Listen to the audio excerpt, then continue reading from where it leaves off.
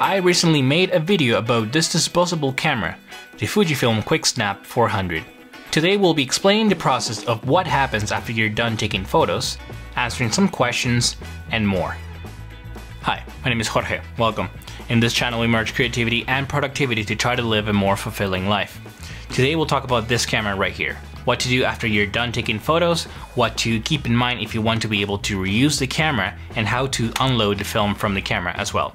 Let's get started.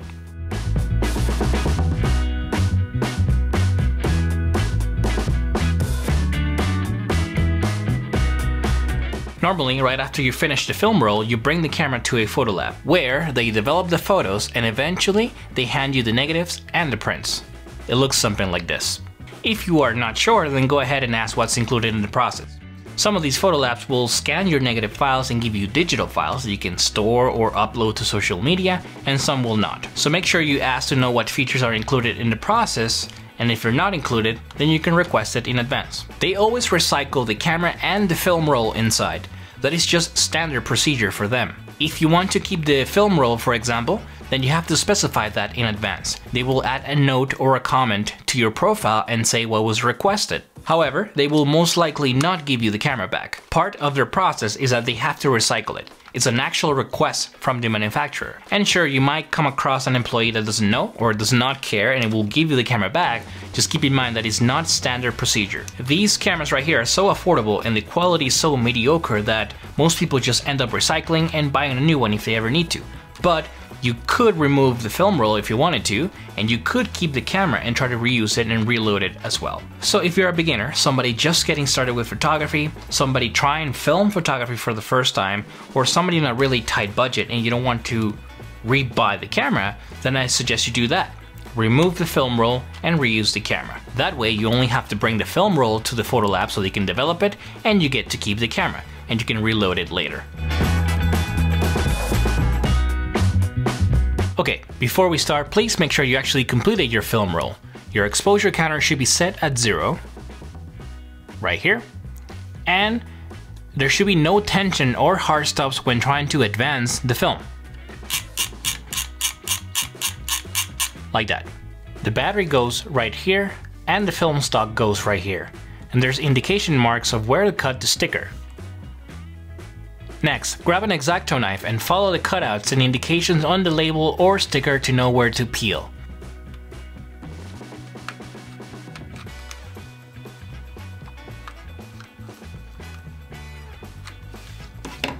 Once you remove the sticker, you should be able to see the battery door and also the hinge door for the film stock as well, located right here.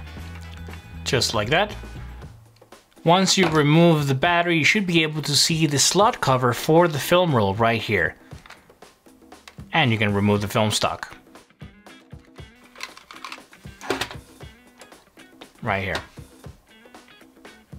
Now that you have removed the battery and the film roll, you can reuse it again if you want to. This is not broken. You can seal it. However, since we did remove the green sticker, it's not gonna seal on its own. So you'll have to sort of seal it with electrical tape or grit tape to make sure you don't have any light leaks and stays closed and sealed. So that is everything that comes with the camera. The camera itself, the battery, and the film canister or the film roll right here. The battery is easily replaceable, and as you can tell, it's a AAA battery, so you can just replace it whenever you want to. And in the next video we'll talk about how to load this film camera right here. We'll have to open it even further, and eventually you'll have to seal it with either electrical tape or gaff tape to make sure everything stays shut and there's no light leaks as well. But now that you were able to get the film roll from the actual camera, you're able to bring this to a photo lab and not have to worry about if they're gonna throw your camera away or they're gonna recycle it against your will. Now you can keep it and you can reuse it. We'll talk about that later. I will be making a separate video on how to load film on your camera or reload the camera for two reasons. Number one is a bit more tricky than just unloading the canister and removing the film stock. And number two, because I did purchase some film stock from Fujifilm that I want to test. You might have heard that Fujifilm recently discontinued the Pro 400H color negative. And that is something that I want to try before all the film stock is gone. I did manage to purchase a couple rolls, but it's going to take a while before I receive them. Once I do receive the film stock, I will make a video on how to reload your disposable camera with a full step-by-step guide. Stay tuned for that. So there it is. For those of you wondering what happens after you take all the photos, or how you can keep the camera, or how to remove the film roll and only bring the roll to the photo lab, I hope that was helpful. But I am curious to know, what do you think? Have you used any of these disposable film cameras? Do you still shoot and film? Leave a comment down below. But that is it for today's video. If you found this video helpful or valuable, please like and subscribe, and follow me on Instagram as well.